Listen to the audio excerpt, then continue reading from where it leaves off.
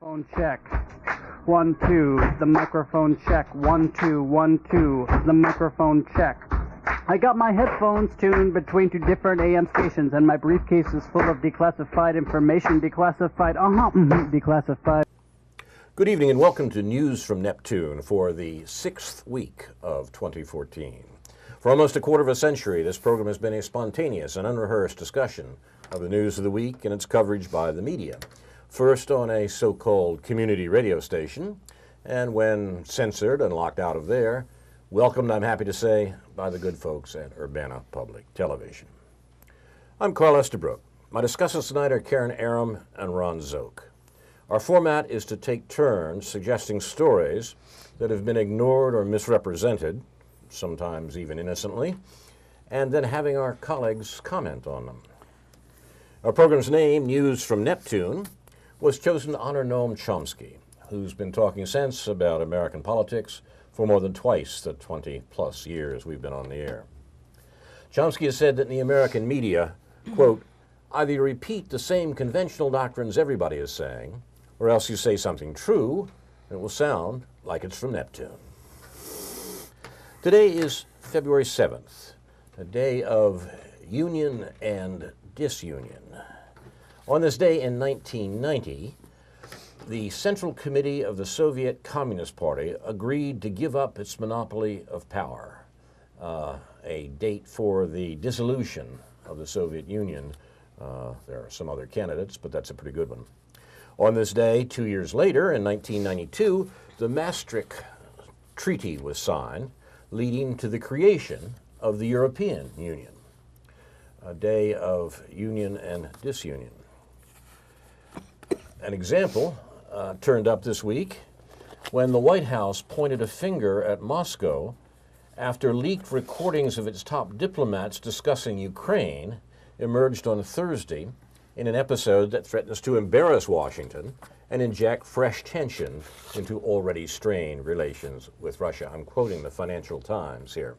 The story was too good not to get the media focus on it. In an audio clip posted on YouTube, voices resembling those of Victoria Nuland, a U.S. Assistant Secretary of State, and Jeffrey Pyatt, U.S. Ambassador to Ukraine, are heard talking by telephone about how to resolve the standoff in Kiev after 2 months of anti-government protests. In apparent frustration with the EU, with the European Union, which has failed to join the U.S. in threatening sanctions against Ukraine's leaders if they violently crush the protests, the voice resembling Ms. Nuland at one point exclaims, "Copulate the EU." I've translated that, of course, into a Latinate form. The original Anglo-Saxon, of course, is what Ms. Nuland said, but we have a tradition in this country, a finally racist tradition practically, that things said in Anglo-Saxon are not acceptable in some cases to the FCC. FCC is odd when you think about it, because basically that's an Anglo-Saxonism itself. But in any case, this distinction goes back to 1066 in the Battle of Senlac, sometimes called the Battle of Hastings, when a bunch of Frenchified Vikings arrived on the English coast speaking a Latinate language and subjected the local Anglo-Saxons to their rule. From that point on, English had a double vocabulary, one Anglo-Saxon and one Latinate, or Frenchified. In other words, something that was beef on the table was cattle in the field, and sheep in the field were mutton on the table. You used the French word when you were eating it, and you used the Anglo-Saxon when you were taking care of it, suggesting which people did which job, as it were. Well, so we have the same problem right now, and so we have to translate carefully what Ms. Nuland said about the European Union. You're not going to drop the F-bomb, are you? Well, that's the whole point. I want to explain the racist and classist assumptions behind the fact that we have to say we can't quote directly what Ms. Nuland said. The two voices in this recording, and the whole idea of the recording itself is wonderful. I mean, this is the NSA striking back at the NSA. There's never been any suggestion that although the Russians were the ones who clearly recorded this American discussion and publicized it, there's no suggestion that Edward Snowden himself was involved with it at all. But the cream of the jest is the fact that after all this fuss about the NSA and the outrageous things the NSA is doing, and the particular case of Mr. Snowden, it's the Russians who release this material to explain what, in fact, the U.S. is doing, which the U.S., of course, is not being at all candid about. We find out what the U.S. policy is what the U.S. policy in Ukraine is, and it's consistent, by the way, with a good deal of other U.S. policy, only because the Russians take an NSA-like approach to this matter. The two voices in this discussion, American officials, Nuland and Pyatt, the State Department official and the ambassador, suggest that Arseniy Yatsenyuk, an opposition leader and former foreign minister, should be in the new government in Kiev. These are American officials picking out governments for Ukraine. But Vitaly Klitschko, a former heavyweight boxer identified as top dog among opposition leaders, is described by Ms. Nuland as inexperienced and needing, quote, to do his political homework. What a wonderful phrase. What do you suppose a State Department official means by a foreign leader needs to do their political homework? Get with the program might be the American explanation? I'm not sure. The voice resembling Ms. Nuland, and the fiction here needn't be continued, everyone knows that it was Victoria Nuland, refers to the two men as Yats and Klitsch. One has to be careful again. Jennifer Psaki, you can't make this stuff up, a State Department spokeswoman, said the U.S. would not comment on the authenticity of the recording, but said Ms. Nuland had apologized to EU officials for her reported comments. A White House spokesman blamed Moscow. Quote, the video was first noted and tweeted out by the Russian government. I think it says something about Russia's role, said Jay Carney, suggesting it was an old-fashioned dirty tricks campaign with a new media twist. The incident represented, quote, a new low in Russian tradecraft, Ms. Psaki of the State Department said. This after the NSA stuff. Right, I mean, right. We are shocked. shocked. Get that find that gambling is going on in the back room. Exactly. Right. Claude Rains has nothing on these folks. Moscow has for weeks accused the West of pulling the strings behind a Ukraine protest movement that threatens to unseat the country's Russia-friendly president, Viktor Yanukovych. An allegation that Washington and Brussels have roundly rejected. Now look, come on. I mean, first of all, it was obvious before any of this that that was the case, and this simply confirms it. The late Claude Coburn always said, believe nothing until it's officially denied. And the American denial of the moiling about in Ukraine has never been believable. The recordings appeared to coincide with a stepped-up Kremlin public relations offensive. Sergei Glatziev, an advisor to President Vladimir Putin, told Kommersant Ukraine newspaper on Thursday that the U.S. was, quote, spending $20 million a week on financing Ukraine's opposition. This included providing weapons, he said.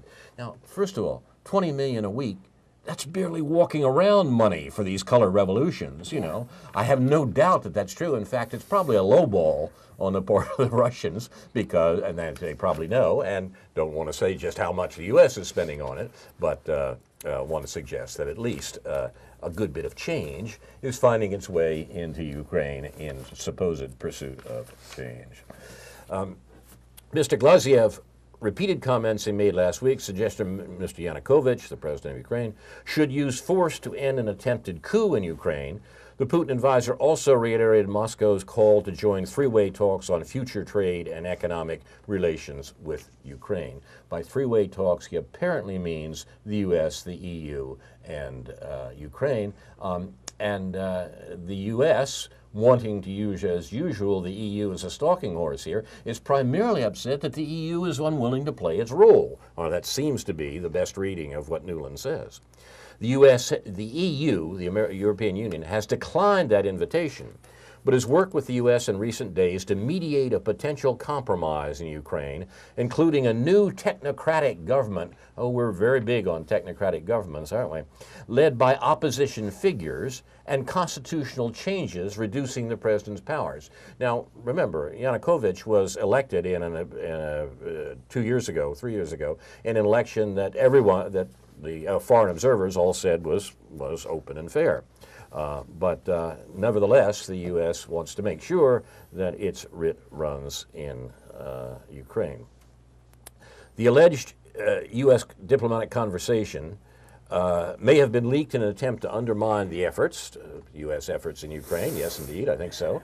It came while Ms. Nuland was in Kiev on Thursday for talks with Mr. Yanukovych. Nuland, who is, as I say, a third-ranking officer in the State Department, was distributing cookies to the protesters in the main square in Ukraine last week. Another audio clip later appeared on YouTube of a conversation apparently between Helga Schmidt, Deputy Secretary General of the EU's External Action Service, talking to the EU ambassador in Ukraine. The two voices bemoan how the EU is seen by the U.S. as soft on Ukraine, i.e. not down with the program that the U.S. is trying to put into place in Ukraine. Quote, "It's disturbing and smells like Belarus when sensitive conversations of high-level diplomats were secretively recorded and revealed," said one Western diplomat working in Kiev, referring to Ukraine's autocratic ex-Soviet neighbor. They knew this would be an issue of high confrontation. It's an attempt to split the unity of the West and opposition. Yes, that's true.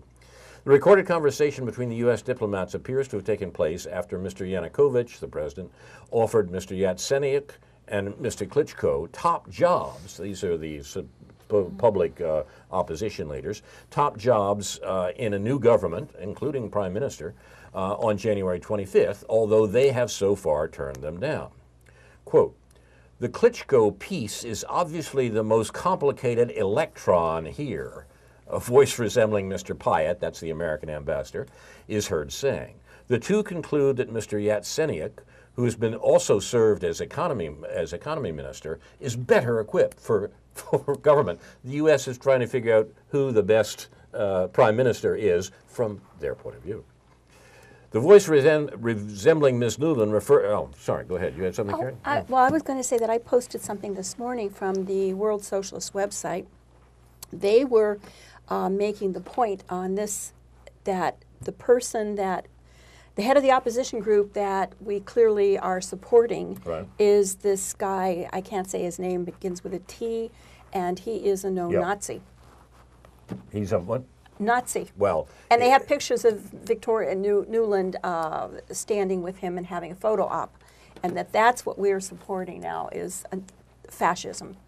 I just well, yeah. Is that? I'm afraid that's true. I'm afraid that's right. In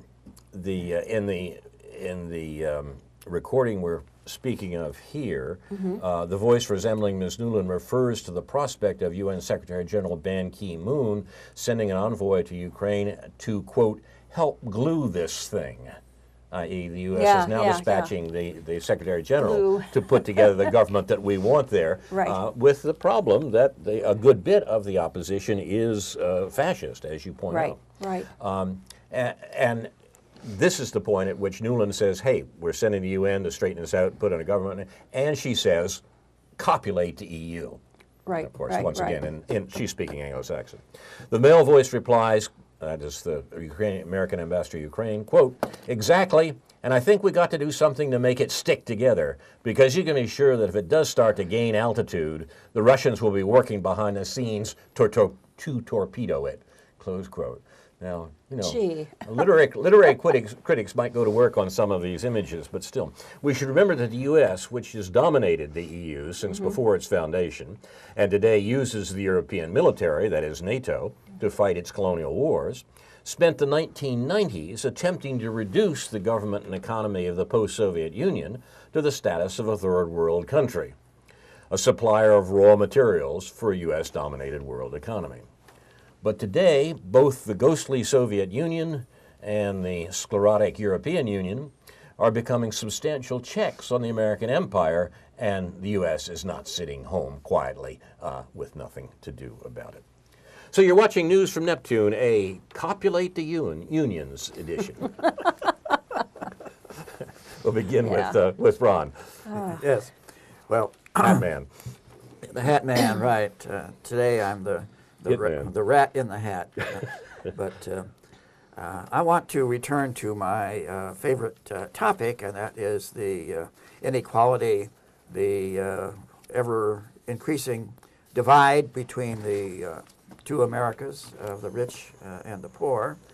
Call your attention to something that actually appeared in the business section of the local daily on January 28th, Deconstructing the Wealth Gap, a primer on an issue that a recent poll found irks 2/3 in the U.S. by Christopher Rugaber and Josh Boak of the AP. From the White House to the Vatican to the business elite in Davos, Switzerland, one issue keeps seizing the agenda: the growing gap between the very wealthy and everyone else. It's the defining challenge of our time, says President Barack Obama, who will spotlight the issue in his State of the Union address tonight. A Gallup poll finds that 2/3 of Americans are unhappy with the nation's distribution of wealth.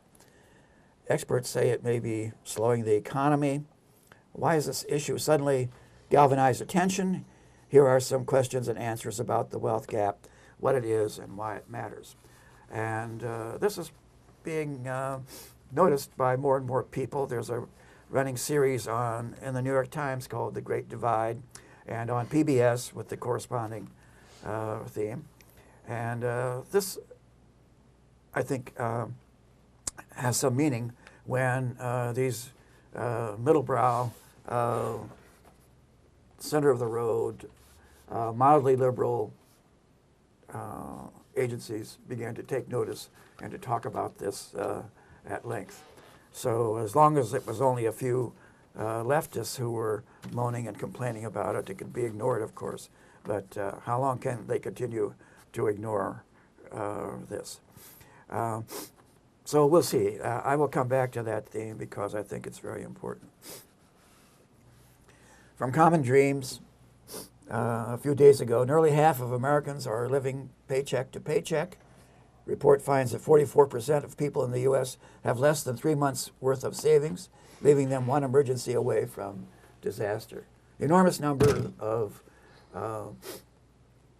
people who are among the precariat, as it's called, people who have precarious jobs, waitresses, retail store clerks, and so on, typically not full-time, people getting minimum wage, and then being instructed at the time that they're hired about how to get on welfare because their jobs at Walmart or McDonald's will not pay enough to live on.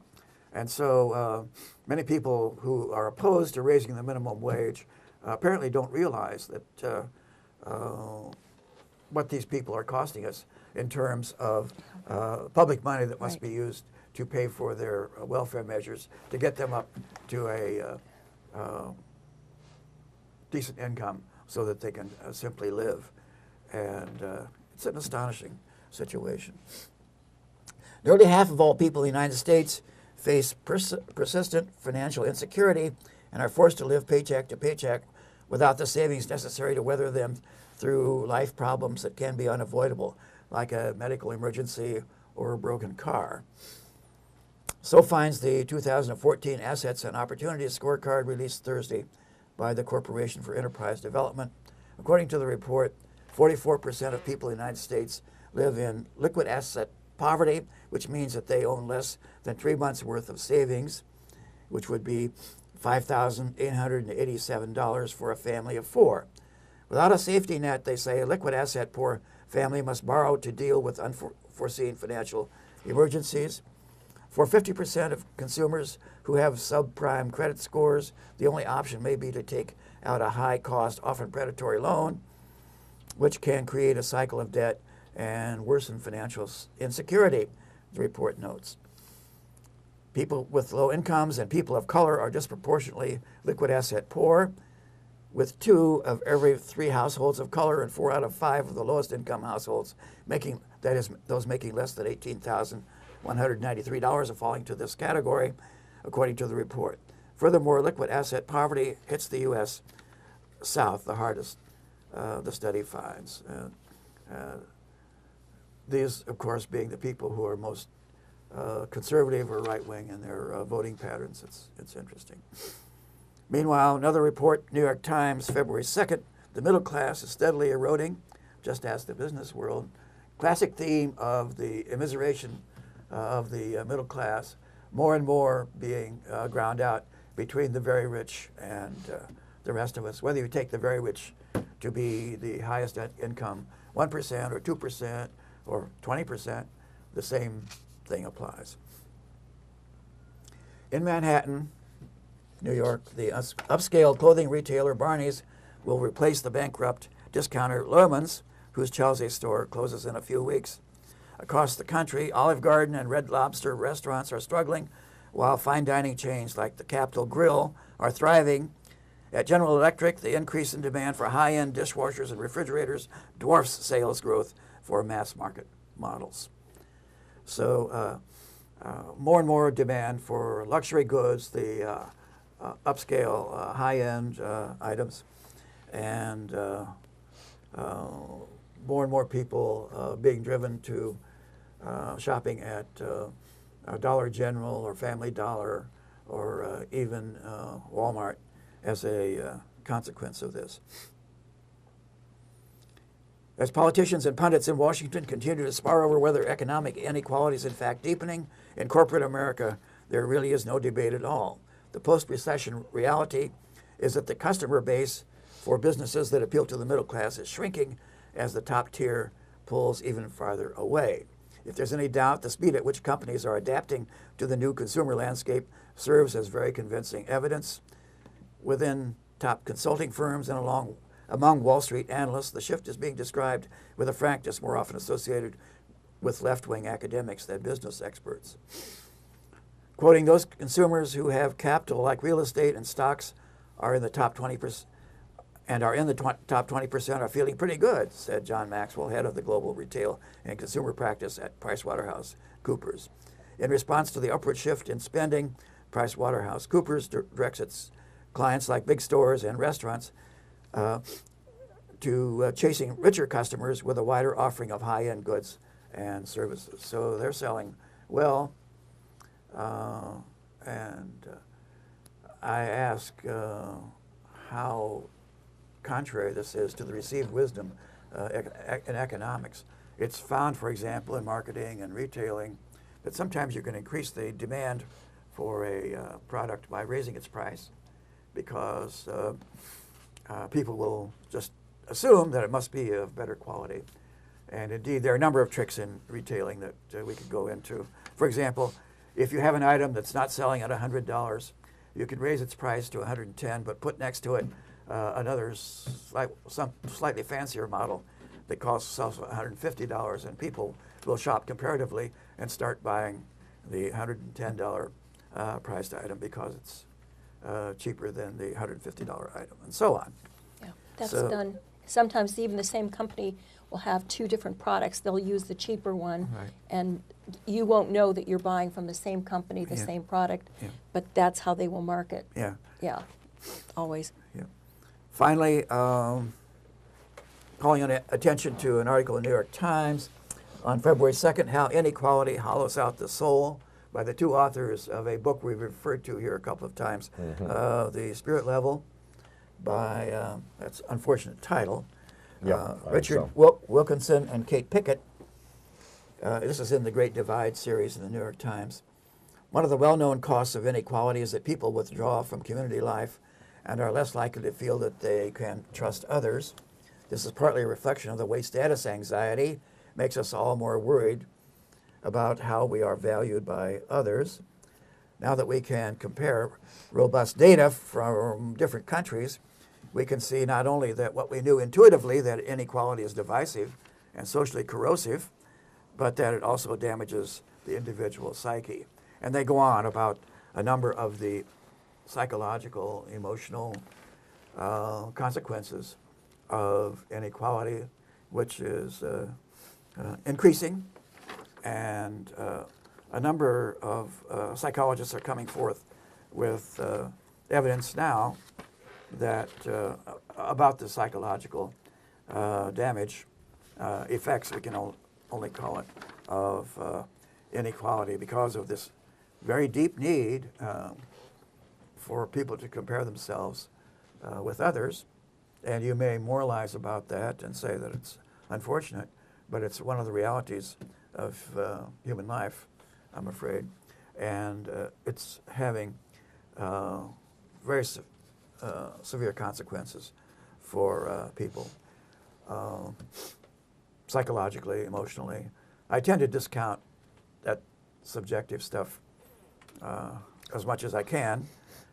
What's emotional, psychological, talk about people's feelings, but and give a lot more credit to sociology. But it's there, and it's a reality, I think, that has to be dealt with. So we're hearing a lot about the psychological travails of the big rich, the billionaires, and so on. We talked here before about the supposed misery of the big rich, the 1%, because people are becoming hostile to them and saying nasty things about them. In the talk about Kristallnacht, analogizing that to the criticism of the 1%, and by Mr. Perkins, the Wall Street millionaire, and Billionaire, he's not that low. yeah, okay. And so we're told that these people are feeling put upon and Persecuted. yeah, persecuted, and it's just horrible comparing this to the persecution of the Jews under the Nazis. So this appeared in the opinion pages of the New York Times, February 6th, no comment necessary. Pity the 1% by Andrew Rosenthal.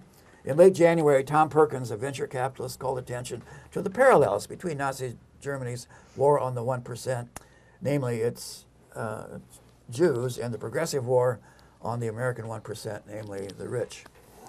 This comparison struck many critics as rather insensitive as well as wildly off base, but Mr. Perkins is not the only fabulously wealthy person who feels put upon. In a Wednesday interview with Bloomberg Television, the billionaire investor Sam Zell of Chicago, Z-E-L-L, said he knew where Mr. Perkins was coming from. I guess my feeling is that he's right, Zell said. The 1% are being pummeled because it's politically convenient to do so. The problem is that the world and this country should not talk about envy of the 1%. We should talk about emulating the 1%. The 1% work harder. The 1% are much bigger factors in all forms of our society. It's from Mr. Sam Zell, with an estimated net worth, according to Forbes magazine, as of September 2013, of $4 billion. So. And how did he earn all that money? Right. Yeah, well, as on my radio show this morning, which occurs the first Friday every month, on WRFU, also called Radio Free Urbana, I asked that question very seriously. How many of you think, truly, being honest in your heart of hearts, that it's possible to accumulate that much money in a completely honest, legal, and ethical way? Well, and many people will say, oh, yes, of course they can. But, well, think about it. Well, some of it's interest earned on investments, but also often it's inherited. Yeah. I mean, that's all legal. That's all legal. Yeah, but there's a it's book by not David K. Johnson. Hard work earning. Right, yeah. So, yeah, that's always their story, that they work so much harder. Right, and, right. So they deserve it, and to try to moralize it very quickly. I think it's Fran Lebowitz line who says, look, you don't earn $1 billion. Right. Right. You steal $1 billion. Right. Yeah. So I think we're going through a period of unease about this whole thing, and I would like to promote that as much as I can. The unease, you mean? Yeah, and it's something I'm sure we'll be coming back to. So that's all. Thank you, Ron. Comments? Well, I have Karen? one comment on I noticed this week, I think it was the Asia Times, but I'm not sure, that President Aquino of the Philippines was referring to China as using Nazism or Nazi tactics related to some of the what we call shipping and ocean. And that, of course, grabbed me again. It's like, oh, right, just like when the Nazis marched into the Rhine. I mean, it's absurd. So anytime I hear anybody referring to anything related in any way to the Holocaust or Nazism or any of this, I just have to assume that they want attention. Yeah, right. They want attention. Yeah. They use Well, something trivial or something meaningless that they'll just right away somehow refer to Hitlerism of some sort. Yeah, it's become the great cliche of our time, isn't it? Well, this is like the Nazis, and start moaning about Holocaust and so on.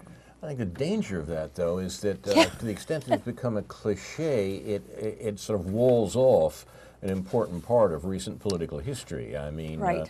The Third Reich didn't occur in a vacuum, after all. Right. It occurred as developments quite parallel to those in other states of the most economically developed, and some would say the most culturally advanced, if that's an adequate category, society in Europe of a century ago. So it's, I think that there is a certain danger in saying that that period, that place is unique, and we can't draw any parallels or connections with it, even though frequently the parallels drawn are silly or overstated. Right, Yeah, right. well, And you're that's- quite right, Carl, because, I mean, let's face it, we are seeing an almost fascist means the way we're going about militarizing our police. I mean, this is happening all over. And let's face it, the NSA, they're using fascist tactics that the Stasi used. So what I'm saying is that you're correct. Fascism should be applied accurately when that term is used, not inaccurately just for Yeah, attention. well, it's hard to say what accurately would mean because there's so much debate, confusion, uncertainty about the meaning of fascism itself. My point last time was that there's a undercurrent, a deep source of crypto or proto-fascism almost everywhere, and it has erupted in France, in Spain, Right. in Greece, and a number of other places. And some see it here in this country also. We were warned about it going back to the 30s and so on. But it's everywhere, and it's something we need to be aware of and to try to counteract as much as we can. And that's part Right. of what I'm doing here. Right. One comment on this usage of fascism, and I agree with you that it needs to be specified a little more when we use the term, what it is precisely we mean, and that's not a bad idea for most terms. But there is a peculiarity to fascism that arises when we look at its origins in the first half of the 20th century. Fascism is a breakdown product of capitalism. Fascism is what occurs as a result of the breakdown of capitalism, what we normally call the Great Depression. And in that period, the major political societies of the world, or the leading political societies of the world, the US, Germany, and Russia, all came up with solutions to the political breakdown of capitalism that look very much alike. In each case, you had a state-directed economy presided over by a charismatic figure, a father figure. Stalin in Russia, Hitler in Germany, Roosevelt in America. In each case, you seem to need Roosevelt, the people's friend, as the popular song had, and so forth, to sort of lead the way into a revived economic structure that was really a command economy, not a sort of classic capitalism of the sort that Marx analyzed. When Orwell comes to write 1984 and come up with the character of Big Brother, everyone recognizes that the society in which Big Brother is watching is the society that people have recently experienced in Russia, Germany, and the United States. So, I mean, the particularities of fascism need, I think, to be related to what actually was going on in the first half of the 20th century and the breakdown of capitalism. And that, in fact, we see various examples that look familiar from this background has something to say about the state of early 21st century capitalism and the Great Recession that we're looking at now. It's no accident the things that came with the Great Depression are coming back with the Great Recession. Mutatis mutandis. There's a lot of changes, but it's we need to specify, we need to be clear what we're talking about when we say that. Yeah, a number of people have said that fascism follows upon the despair of the lower middle class. It's a result of the middle class turning to something in their panic because they are being dispossessed, and they're looking for someone to blame and trying to follow some charismatic leader. Some have seen elements of it in, what was the couple in Argentina who... in the Perones, you mean? Perones, yeah. Mm-hmm. And then Huey Long, and who had a tremendous following for a while, and so on, in this country. And so I think the danger of it is everywhere, but how prominent it becomes, how obvious, is another matter that we can discuss. I think Huey Long is a hero, for example. I mean, he was the spokesman for a economic and political reform that seriously worried the New Deal because of its popularity. I think there's a danger sometimes in giving an account of fascism that rests it solely on the petty bourgeoisie. I don't think in that case what it was. I mean, fascism, when it came to Europe, came as something that the European ruling class thought it could control. National Socialism in the German fashion, the party that we call Nazis, were a movement that the German 1% thought would be theirs, and to some extent it was. The extent to which it cut loose from its roots and indicated a separate existence, so to speak, politically, is worth debating and worth talking about and worth examining when we think that what we're talking about in this country is a popular movement. But yeah, complex. You're watching News from Neptune. Karen, did you want to say something more about Ron's No. starting point here? You have something of your own you want to talk about today. No, does Ron have more to? Oh, no, I'll come back to some other topics perhaps if there's time. Okay, okay. Okay, no, 2 points I'd like to make. A couple weeks ago when I was on here, we were talking about protesters using mirrors for the police, and we weren't sure who they were. Oh, right. Yes. And I knew I'd read about it, and I thought maybe they were Asians, because it sounded very Asian, very Buddhist to say, look at yourself. You know, look at the police, look what you're doing, look at yourself. Mm-hmm. Turns out it was Kiev. I was wrong, it was Kiev. One other error, when I was talking about some of Noam Chomsky's suggestions for solutions, and I referred to the Kyoto Protocols having been weakened, I think I said Davos, and I meant to say Doha. So please correct me From when Davos I make to Doha. when I make a when I make a public error. Please don't hesitate to correct me, because often I don't realize until I'm watching it later on that I said Davos. I meant Doha. So catch me on that, and don't. I won't be embarrassed if you correct me, but I know you two know exactly. So I thought I'd correct that. I think we're being set up, Ron. Misunderstandings, Yeah, right. No, it's just that I always watch the programs afterwards, and I'm embarrassed. I can't believe that came out of my mouth.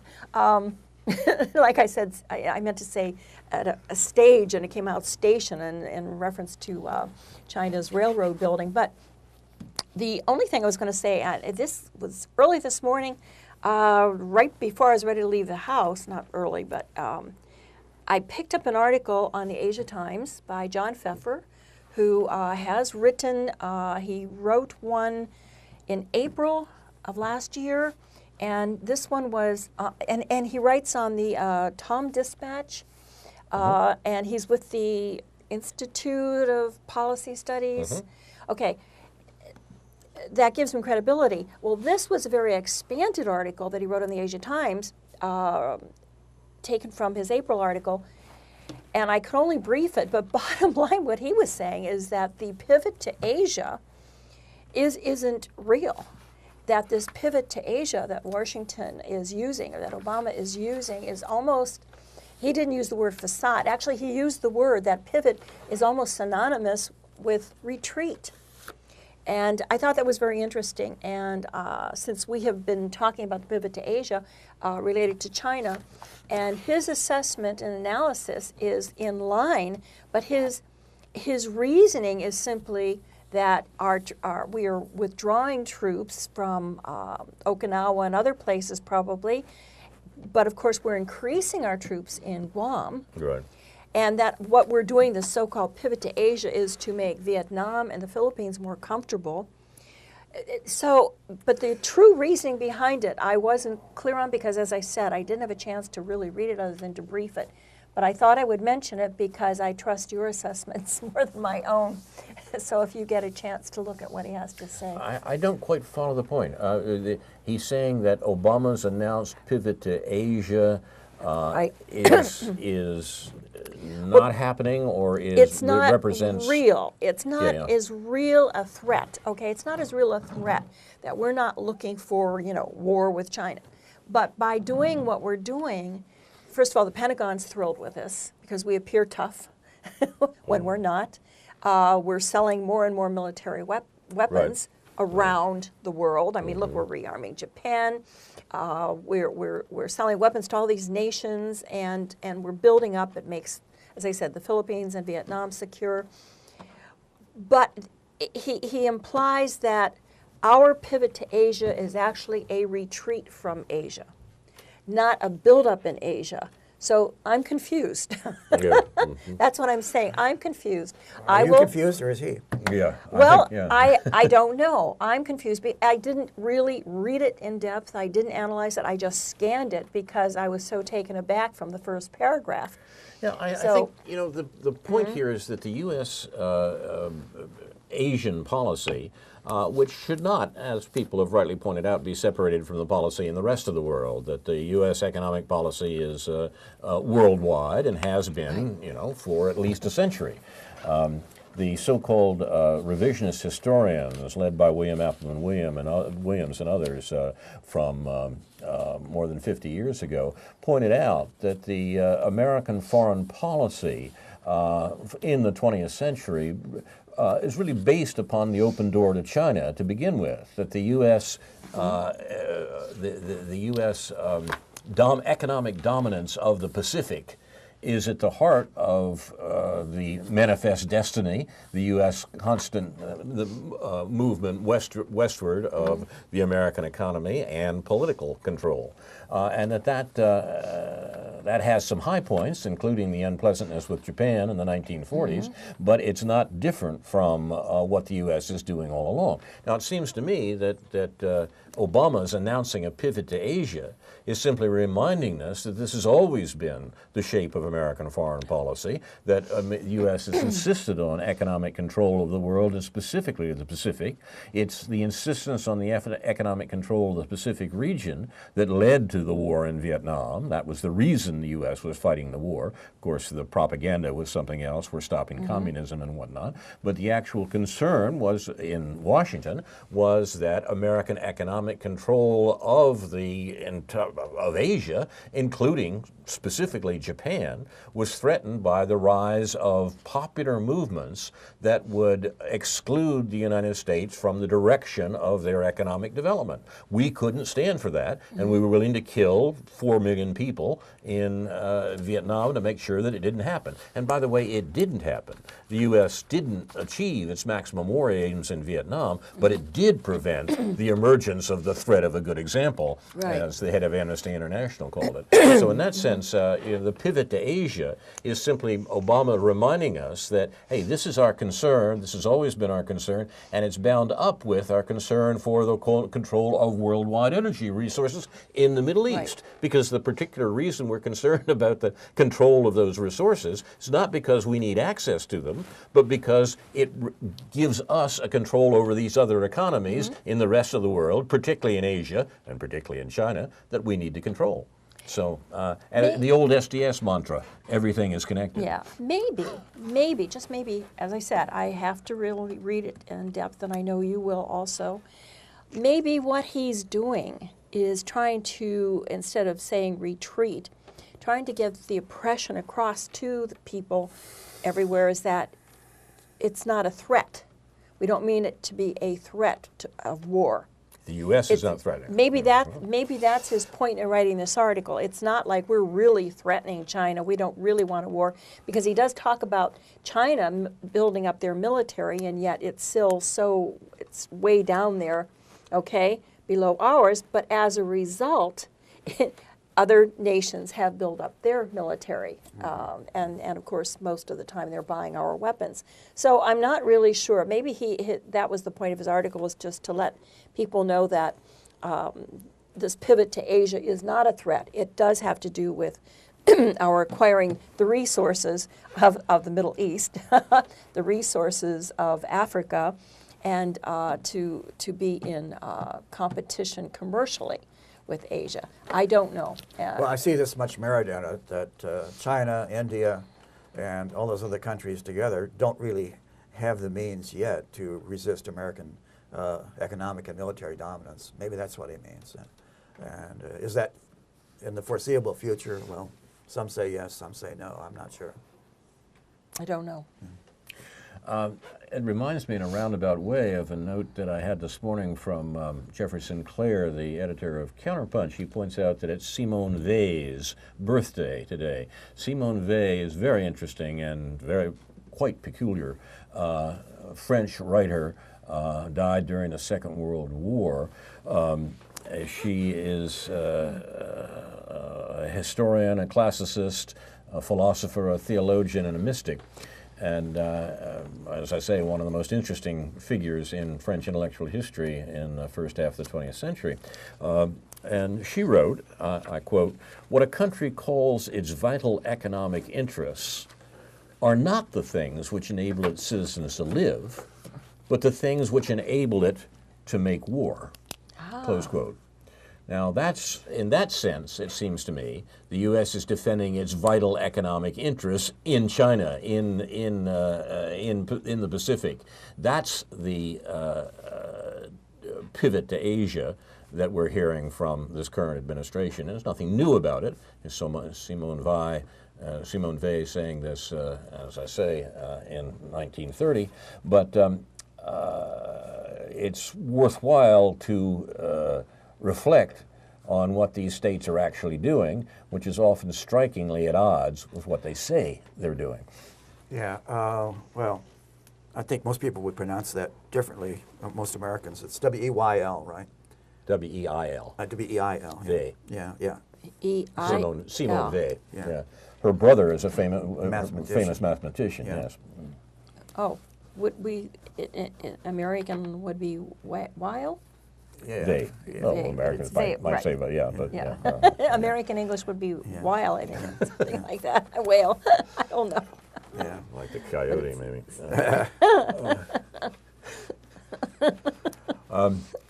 You're watching News from Neptune. We have a number of other things to go back to one of the points you were making, Ron. The response. We were talking about the wealth gap and the great divide and the growing divide in American society, how important it is. I think you're absolutely right about its importance. I also think you're right that the administration sees it as important and indeed is worried, very worried about it. That's why it's interesting to see what their response is. Their response is propagandistic, of course, but still in all, it testifies to the fact they really are worried about the sort of response Americans would give to our assassination and austerity president. The choice by Obama was to stress opportunity, not inequality, to stress opportunity. It's the old Horatio Alger bit, you know, hey, you work hard and so forth and everything will be ducky. That was the theme of the State of the Union address on this matter. But there was another one, too, a subsidiary point that perhaps is even more important. That was the press for a rise in the minimum wage. Everyone admits that the economic circumstances are such that the minimum wage in this country is far below what it should be if it rose parallel to other things in the last generation. But that's because that for 40 years, wages for almost all Americans have been flat or negative. I mean, most wages are about at the level as they were in the early 1970s today. Now, that's important and a big difference with the previous 40 years, too, by the way, where all quintiles, all sections of the population advanced more or less in lockstep.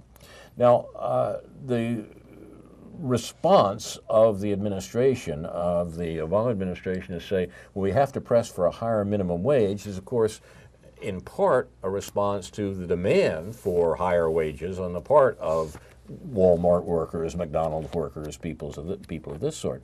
But there's another side of it, too, and that is the fact that as been pointed out by the president's critics, the minimum wage actually will affect only a very few of the people who are part of the precariat that Ron was describing, people who really are in poverty in this country, mainly because a lot of those people don't have any jobs at all, no wages at all. Right. Minimum wage doesn't mean much to you.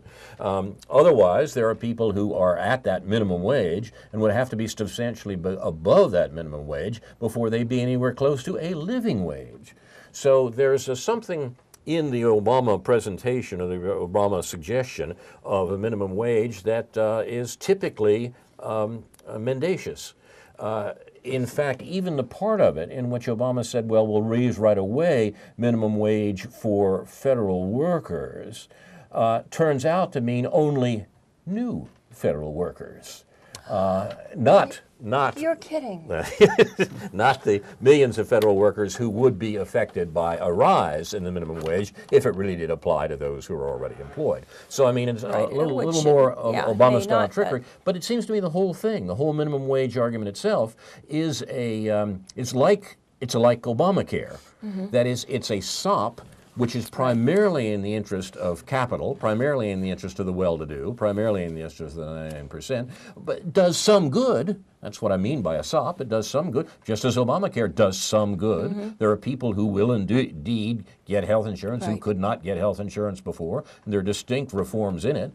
But it's no question that overall, Obamacare is a vast gift to the rich, a vast gift to the insurance companies, a tremendous establishment of a system which in other countries would produce health care for the majority, but in this case produces wealth for the few. Yeah. Now, minimum wage arguments look like that to me. Yeah, well, it's not perfect, of course. It will not solve all problems, but it does look like a step forward to many people. And you're talking about Obamacare or the minimum wage? Both. Yes, exactly, both. Mm-hmm. Yeah. But they also suffer from the same drawbacks. Again, do we oppose the better in the name of the good? Well, no, we do good and try to do better because we know that the people who are doing it are not interested in doing better. They're not interested in a single-payer system. They're not interested in a living wage for all Americans, a guaranteed annual wage, for example, a guaranteed annual income, for example, of the sort that Richard Nixon favored. Yeah, well, I'm not. We've gone back a long ways in 40 years. I'm not as good a mind reader as you are, Carl. But. Well, why don't we pay attention to what they say then, Ron, and what they actually do, and as those two can give us a hint. Yeah, another straw in the wind, tending to support what you're saying. Daily costs, 71% of Obama's judicial nominees are corporate attorneys.